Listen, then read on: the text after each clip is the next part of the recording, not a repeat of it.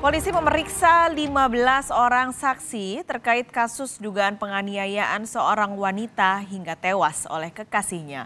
Korban diduga dianiaya di sebuah tempat hiburan malam di Surabaya, Jawa Timur. Wakas Satreskrim Polrestabes Surabaya menyebut seorang perempuan diduga dianiaya kekasihnya saat berada di tempat hiburan malam.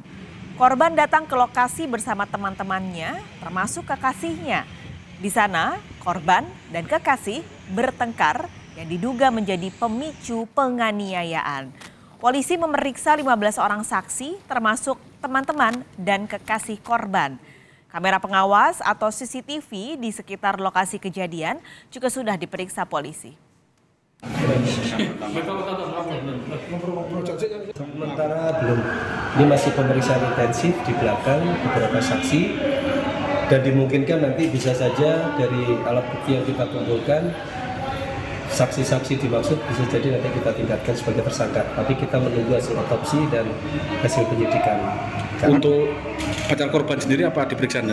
Ya? Pacar korban sendiri apakah diperiksa? Sudah dimintai keterangan juga. Yang saat itu bersama-sama korban membawa ke rumah sakit. Sebelumnya, korban ditemukan tergeletak di parkiran sebuah tempat hiburan malam di Surabaya. Video ini diduga direkam oleh kekasih korban. Kepada petugas keamanan, ia mengaku tidak tahu apa yang terjadi pada korban. Petugas keamanan kemudian memintanya untuk membawa korban.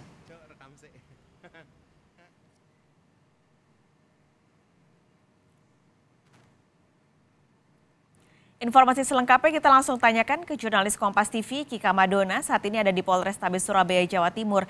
Kika, jadi seperti apa sebenarnya kronologis kejadiannya?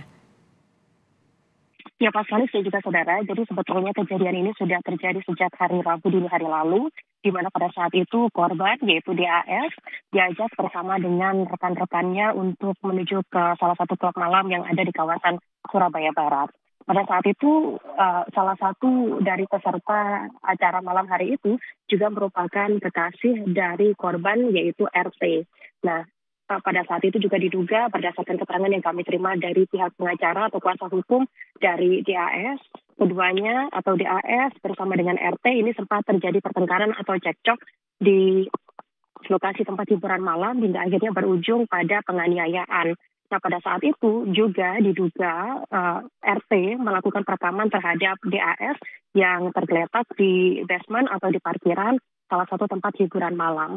Nah, kami juga mendapatkan informasi dari pihak kuasa hukum dari DAS ini yang menyatakan bahwa pada saat itu juga sempat atau kejadian itu sempat dilihat oleh security atau petugas pengamanan di sekitar lokasi parkiran tempat hiburan malam.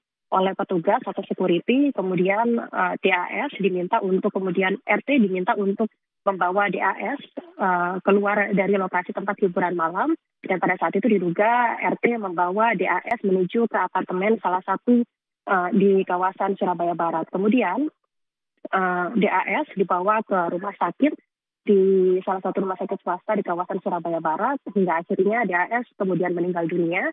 Dan kemudian dirujuk ke Rumah Sakit Dr. Sutomo Surabaya, dan dari situ diketahui bahwa DAS sudah meninggal sekitar 30 sampai dengan 45 menit yang lalu. Nah, saat ini polisi masih melakukan otopsi sejak kemarin terhadap jenazah DAS, dan jenazah dari DAS sudah dibawa menuju ke Jawa Barat. Rencananya untuk pengumuman dari hasil atau informasi dari hasil otopsi terhadap DAS akan diumumkan pada hari ini. Namun sebelumnya, saudara, kami akan tampilkan petikan wawancara dari kuasa hukum DAS. Pada saat saudari Dini ini jatuh di lantai basement Renmark Surabaya, diduga saudari R akan melakukan tindakan yakni meninggalkan saudari Dini begitu saja, yang kemudian ditegur oleh security Renmark Surabaya, yang kemudian saudari Dini ini dimasukkan ke dalam bagasi mobil milik saudari R. Setelah dimasukkan mobil, bagasi mobil saudari Dini ini dibawa ke apartemen Orchard, dan di sana kondisinya semakin memburuk. Sehingga oleh saudari R, saudari Dini dibawa ke bawah untuk dibawa ke rumah sakit, yang kemudian ditemui oleh security, dan pada saat diperiksa ternyata kondisinya semakin buruk. Oleh security apartemen Orchard dipanggilkan oleh pengembang apartemen di Orchard Surabaya. Security, pengembang, dan saudari R ini akhirnya membawa saudari Dini ini ke rumah sakit, dan sesampainya di rumah sakit saudari Dini dinyatakan meninggal dunia sekitar 30 menit sampai 45 menit yang lalu. Percekcokan antara DAS dan juga R merupakan atau diduga menjadi pemicu tragedi penganiayaan yang terjadi di kawasan Surabaya Barat tersebut. R sendiri diduga merupakan pelaku penganiayaan, di mana R ini juga kemudian diketahui diduga merupakan anak dari pejabat anggota DPR RI. Hingga saat ini polisi juga masih terus melakukan pendalaman terhadap kasus ini, dan hingga saat ini juga sudah diperiksa sejumlah saksi-saksi.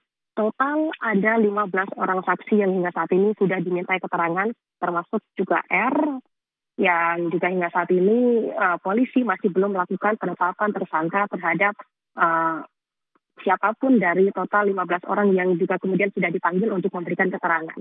Namun tidak menutup kemungkinan akan ada peningkatan status dari saksi menjadi tersangka yang nanti akan diumumkan oleh pihak kepolisian dari Polrestabes Surabaya pada siang hari nanti, yang rencananya akan dilakukan pada pukul 14 siang. Selain melakukan pendalaman terhadap keterangan saksi-saksi, polisi juga sudah memeriksa sejumlah alat bukti lain, diantaranya adalah CCTV dari sejumlah titik di lokasi kejadian. Demikian Pak Salis.